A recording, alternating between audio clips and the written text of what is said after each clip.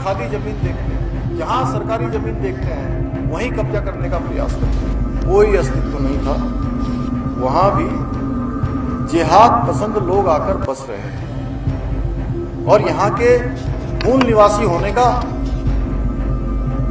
दावा कर रहे हैं। और इस लैंड जिहाद के खिलाफ हमने कठोर कार्रवाई करते हुए 10,000 एकड़ से अधिक भूमि को इन घुसपैठियों से अभी तक हमने मुक्त करवाया है। इसके लिए हमने लव जिहाद हो, थूक जिहाद हो, ऐसे जो कुकृत्य हैं, जिसको मैं कहता हूं विकसित मानसिकता, उसको रोकने का काम भी हम कर रहे हैं। यहाँ बनभूलपुरा क्षेत्र में जब हमारे प्रशासन पर, पुलिस पर जानलेवा हमला हुआ, मैं आया, मैंने देखा यहाँ पर बबली भाई नहीं होंगे, अच्छे चले गए क्या, कहाँ हैं?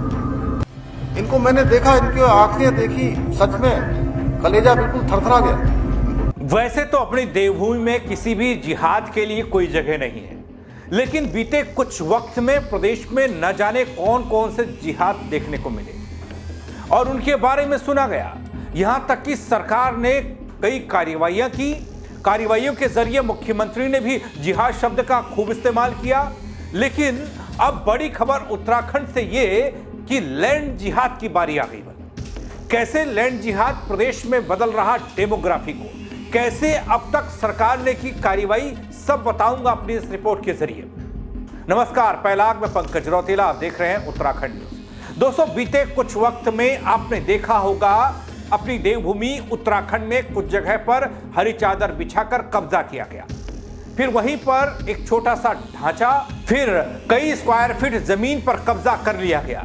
ये खूब हो रहा था। वहीं दोस्तों, दूसरी तरफ ऐसी तस्वीर भी सामने आई कि कई ऐसे अतिक्रमण पर कार्रवाई हुई। अतिक्रमण कर बनाए गए ढांचों पर, मस्जिद नुमा ढांचों पर सरकारी जेसीबी चलाई गई, उन्हें गिरा दिया गया।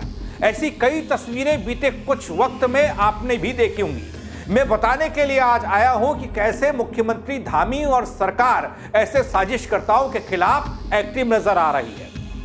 दोस्तों, कुमाऊं के दौरे पर हल्द्वानी और काठगोदाम आए उत्तराखंड के मुख्यमंत्री पुष्कर सिंह धामी ने देवभूमि की डेमोग्राफी चेंज पर काफी आक्रामक रुख रखा। उन्होंने कहा कि राज्य में नीली, पीली, हरी चादर बिछाकर पहले सरकारी जमीन कब्जाई जाती है, उसके बाद उन स्थलों पर निर्माण हो जाता है। हमने ऐसे 550 धार्मिक स्थलों की पहचान कर उनमें से अवैध कब्जा हटा दिया, उन पर से अवैध कब्जा हटा दिया।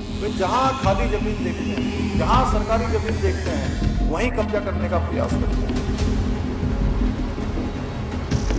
और इस लैंड जिहाद के खिलाफ हमने कठोर कार्रवाई करते हुए 10,000 एकड़ से अधिक भूमि को इन घुसपैठियों से अभी तक हमने मुक्त करवाया है। हमारी सरकार सजग होगी, क्योंकि हमने कहा है डेमोग्राफी और यहाँ के सांस्कृतिक मूल्य इतने खराब हो गए हैं। अब हमारा संकल्प है, मैं देवभूमि के एक सेवक के रूप में, मेरा संकल्प है और देवभूमि का संकल्प है कि हम आगे अब देवभूमि के मूल को समाप्त नहीं होने देंगे, उसको खराब नहीं होने देंगे। और इसके लिए हमने कई सारे निर्णय भी। इतना ही नहीं दोस्तों, धामी कहते दिखाई दिए कि देवभूमि उत्तराखंड की सांस्कृतिक विरासत पर आंच नहीं आने दी जाएगी। हम यहाँ के मूल निवासियों के मन में असुरक्षा का भाव नहीं पनपने देंगे। सीएम ने भरोसा दिया कि हमने 550 अवैध निर्माण स्थलों पर कब्जा हटा दिया, इन जमीनों को सरकार ने अपने कब्जे में ले लिया।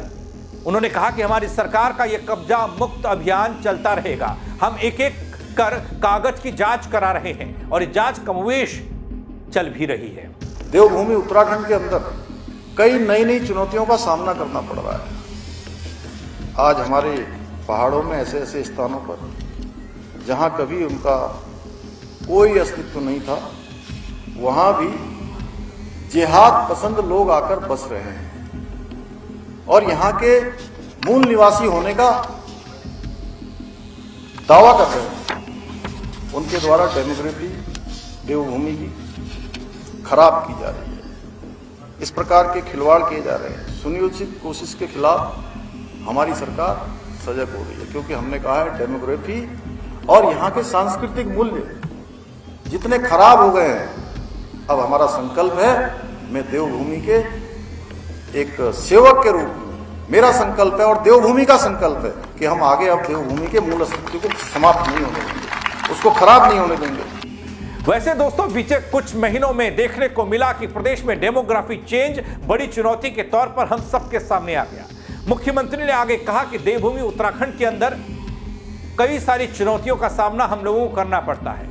आज हमारे पहाड़ों में ऐसे ऐसे स्थल पर जहां डेमोग्राफी चेंज करने वालों का कोई अस्तित्व नहीं था, वहां भी जिहाद पसंद लोग आकर बस गए हैं। ऐसे लोग यहां का मूल निवासी होने का दावा कर रहे हैं। ऐसे लोगों द्वारा देवभूमि की डेमोग्राफी खराब की जा रही है, साथ ही इस पर सुनियोजित खिलवाड़ किया जा रहा है, हमारी संस्कृति से खिलवाड़ हो रहा है और अब इसे बर्दाश्त नहीं करेंगे। हमने लैंड जिहाद वाले घुसपैठियों से 10,000 एकड़ से ज्यादा सरकारी भूमि को मुक्त करा दिया और इसके लिए हमने कई सारे निर्णय भी लिए हैं, जहां हमने सख्त भू कानून यहां पर लागू किया है। लेकिन उसके बावजूद भी उनके प्रयास जारी हैं। वे जहां खाली जमीन देखते हैं, जहां सरकारी जमीन देखते हैं, वहीं कब्जा करने का प्रयास करते हैं। और इस लैंड जिहाद के खिलाफ हमने कठोर कार्रवाई करते हुए 10,000 एकड़ से अधिक भूमि को इन घुसपैठियों से अभी तक हमने मुक्त करवाया है। वैसे दोस्तों, पिछले कई महीनों में हमने देखा जब पेपर लीक पर धामी ने नकल जिहाद का जिक्र किया था, खूब सवाल जवाब हुए थे लेकिन अब पुष्कर सिंह धामी ने कहा कि हम हमारी बहन बेटियों के साथ भी खिलवाड़ नहीं होने देंगे। हमने लव जिहाद और थूक जिहाद को रोकने का काम भी किया और ऐसी विकृत मानसिक गतिविधियों को देवभूमि में चलने नहीं दिया जाएगा। हम इसके साथ साथ हमारी बहन बेटियां बच्चियां उनके जीवन के साथ भी खिलवाड़ नहीं होने देना चाहते। इसके लिए हमने लव जिहाद हो, थूक जिहाद हो, ऐसे जो कुकृत्य हैं, जिसको मैं कहता हूं विकसित मानसिकता, उसको रोकने का काम भी हम कर रहे हैं। हमने राज्य में कहीं नीली चादर, कहीं पीली चादर, कहीं हरी चादर बिछाकर कब्जा करने वालों के खिलाफ कार्रवाई करते हुए 550 से भी अधिक अवैध संरचना को भी हटाने का काम अभी तक हमने किया है।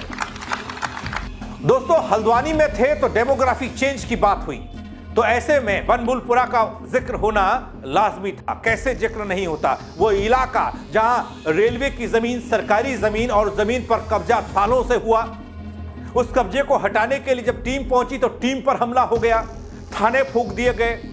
तो मुख्यमंत्री पुष्कर सिंह धामी ने जिक्र किया हल्द्वानी के बनभूलपुरा का। हल्द्वानी में ही दंगाइयों ने कानून हाथ में कैसे लिया, ये सब उन्होंने बताया। उन्होंने कहा कि मुझे याद है जब हमारे पुलिस प्रशासन पर हमला हुआ था, हमारी पुलिस की कुछ बहनों और जवानों के साथ, पत्रकार मित्रों को साथ अमानवीय हरकतें हुई थी, बदतमीजी हुई थी। दंगाइयों के हमलों से तमाम लोगों के घायल होने से मुख्यमंत्री पुष्कर सिंह धामी कहते हैं कि उनका कलेजा थरथरा गया था। तब सरकार ने अपनी रणनीति बदली बल। मुख्यमंत्री धामी ने तय किया बल कि इस दंगे की राजनीति करने वालों को सबक सिखाएंगे, दंगा करने वालों के खिलाफ कानून बनाएंगे। और ऐसा हुआ भी।